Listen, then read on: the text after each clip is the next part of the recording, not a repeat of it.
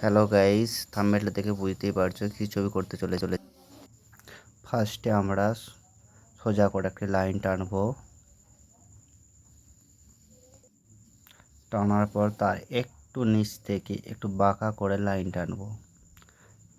টানার পর উপর থেকে একটা ছোট্ট লাইন টেনে এদিকে একটা টানবো, এদিকে একটা লাইন টানবো।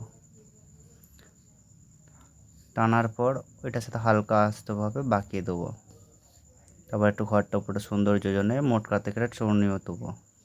তারপর এদিকে একটা লাইন টানবো, এই দিকে একটা টানবো, মাঝ বরাবর একটা দরজা করে দেবো। দরজা করে দেওয়ার পর দু সাইডে দুটো জানলা করব।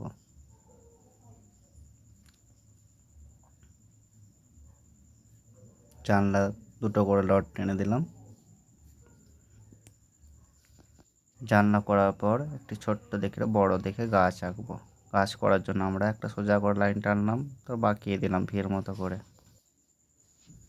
সোজা করে গাছ করে দুটো পাথর দিয়ে দেবো, দু তিনটে। তারপর আস্তে আস্তেভাবে আমরা গাছটা এঁকে নেবো।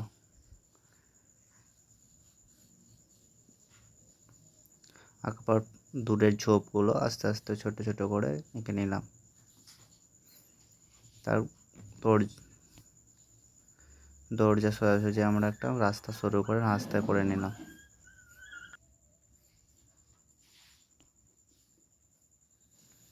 বাম দিক থেকে দুটো নারকেল গাছ এঁকে নিলাম।